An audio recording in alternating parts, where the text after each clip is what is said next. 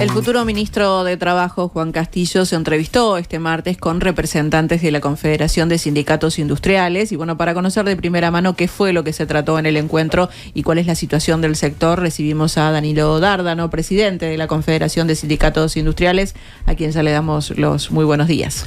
Buenos días, un gusto estar acá y un saludo inmenso a toda la audiencia.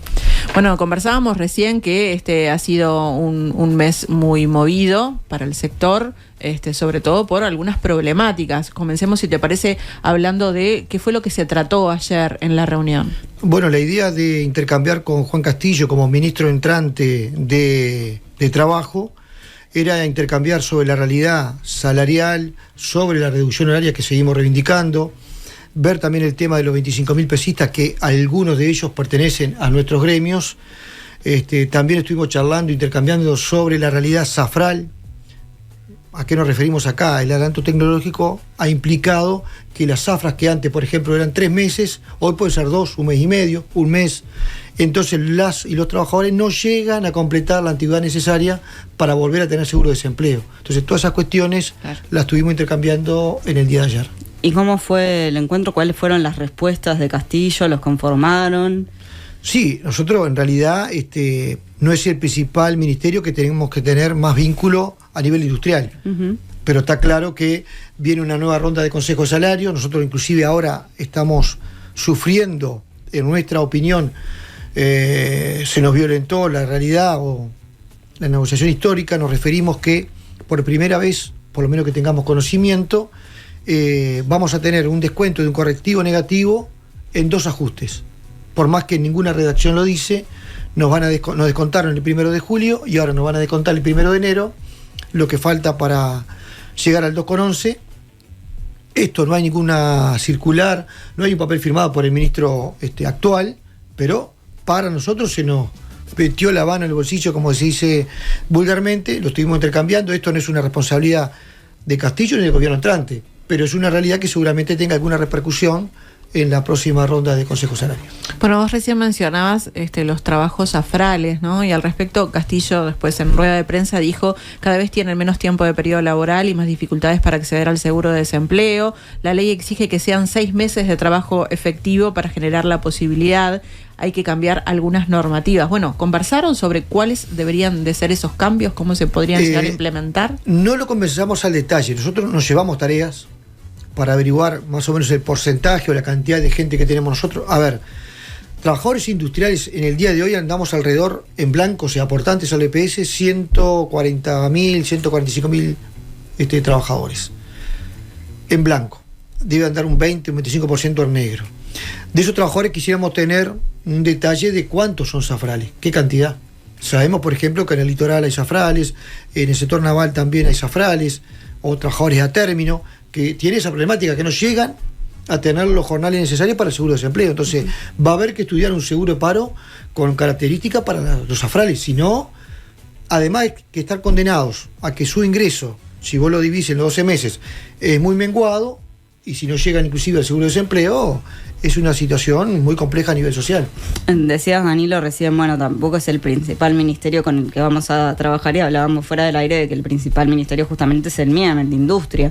Si se piensa en políticas a futuro de desarrollo de la industria nacional, de que se pide desde los sindicatos de la industria, ¿cuáles son las principales políticas que esperan ustedes que se desarrollen desde el gobierno entrante? Bien, nosotros tenemos una realidad muy difícil.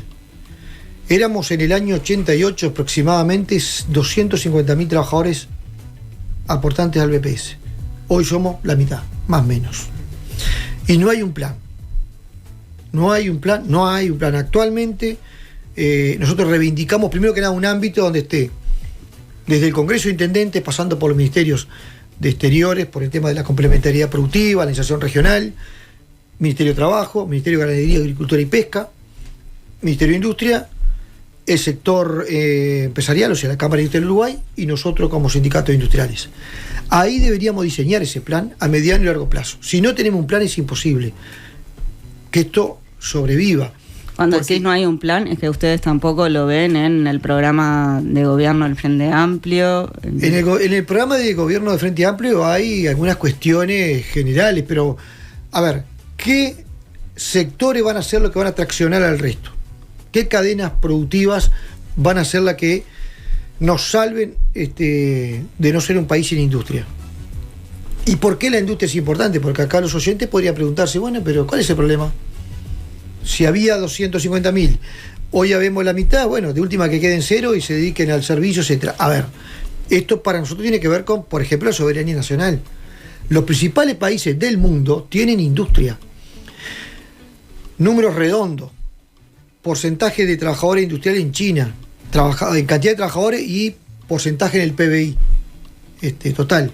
China 40%, Japón 30 y pico, Alemania alrededor del 20%, o sea, mismo Argentina y Brasil, más del 20%, y nosotros andamos alrededor del 10%, 11% del Producto Bruto Interno y a su vez alrededor del 12% a nivel de mano de obra. O sea, estamos bastante muy abajo.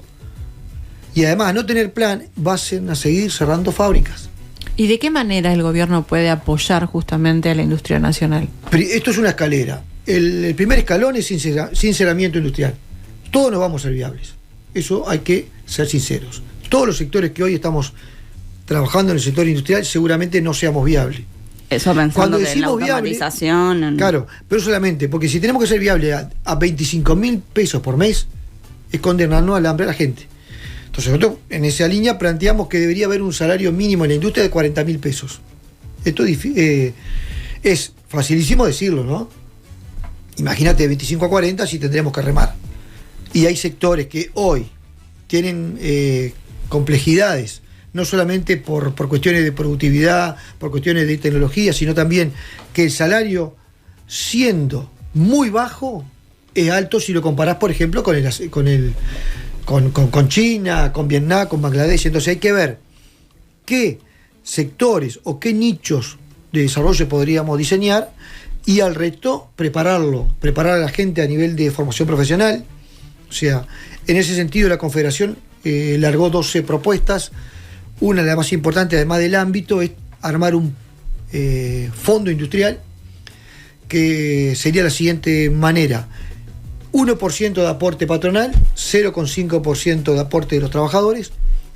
Eso implicaría aproximadamente, números muy gruesos, 25 millones de dólares al año que estaríamos recaudando.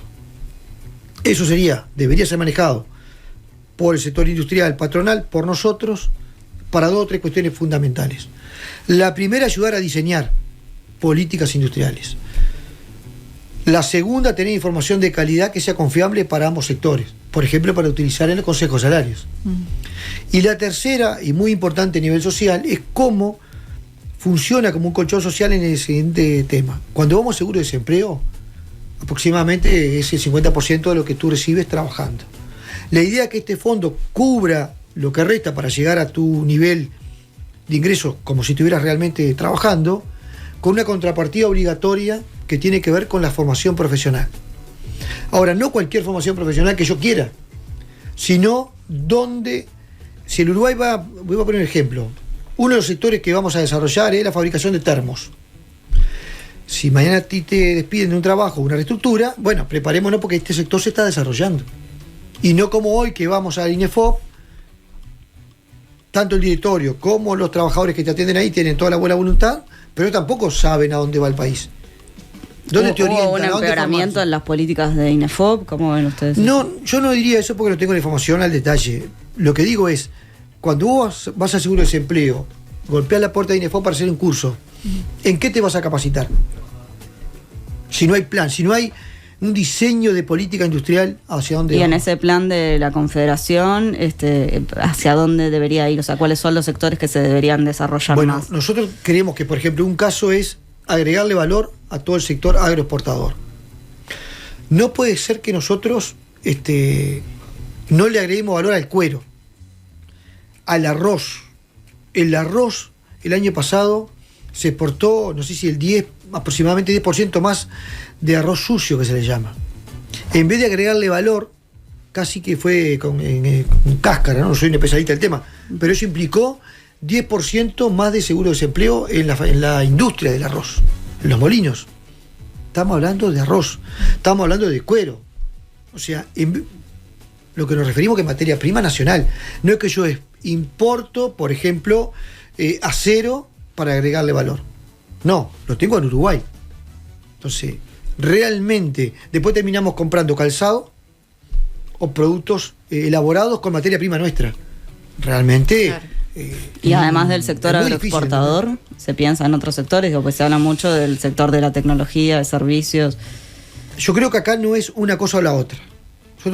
El Uruguay tiene que tener turismo, tiene que tener servicio, tiene que tener logística y tiene que tener industria. Y la industria desarrolla, por ejemplo, por cada trabajador industrial aproximadamente se abre la posibilidad de 2,5 trabajadores indirectos.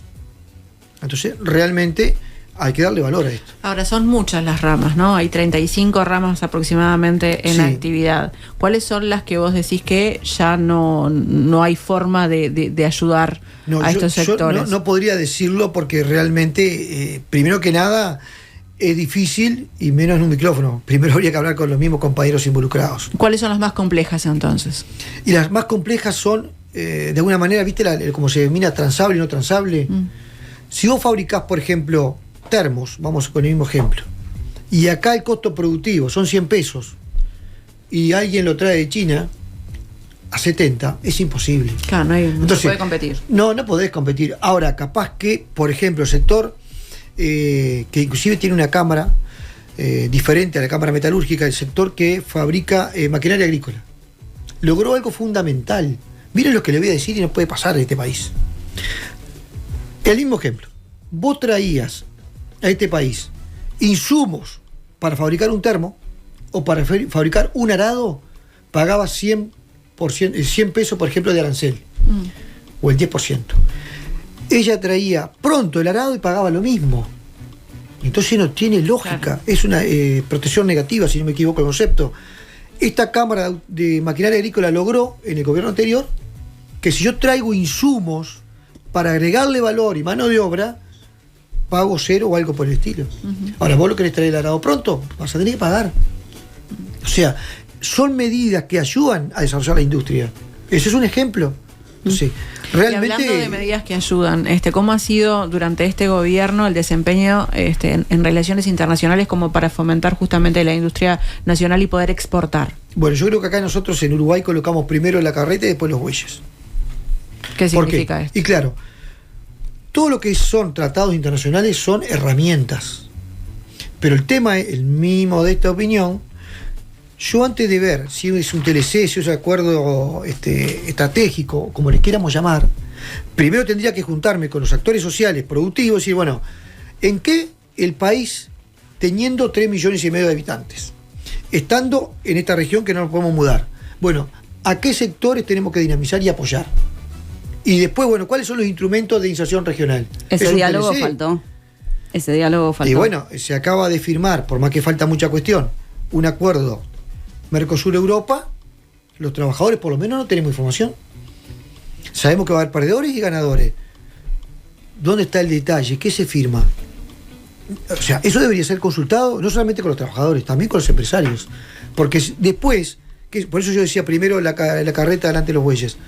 Después te dice, mira, está firmado esto, y te dan un papelito, y ahí vamos a ver, y ahí vamos a analizar, y vamos a llegar a concluir quiénes son los ganadores y perdedores. Eso va a implicar que a los perdedores tenga, por ejemplo, las pymes se van a perjudicar, muchas pymes, y sus trabajadores. ¿Y qué hacemos? ¿Qué vamos a engrosar la periferia? ¿Vamos a engrosar la delincuencia? O sea, es antes que se discute y se elabora. Por eso estamos convencido y tenemos perspectivas buenas de que el gobierno de Yamandu Orsi algo dijo en su momento, creo que fue en Colonia, de armar ese ámbito de diálogo social por la producción. Sí. Y en cuanto a este periodo que está terminando de gobierno, ¿consideran que hubo voluntad política como para justamente darle una mano a las industrias nuestras? Creemos que no. Seguramente puede haber alguna excepción. Buen diálogo hubo con todos los ministerios, no tuvimos ese problema de diálogo, pero el resultado no es positivo, porque al final terminó definiendo lo que llamamos el mercado. Y si dejamos que solamente el mercado defina, y bueno, pierden lo más jorobado, que en general son las y los trabajadores. Porque si, a veces le tenemos miedo a las palabras, o el subsidio, mala palabra en Uruguay para muchos. Subsidia a China, subsidia a Estados Unidos, subsidia a Europa. Y nosotros somos más papita que el Papa. Entonces, no solamente a la cuestión arancelaria, hay medidas pararancelarias que utilizan muchos países para defender su industria. Después ni hablar del dumping social, por ejemplo. Entonces, cuando comparan el valor de ese termo, ¿con qué me lo estás comparando? ¿Con qué país?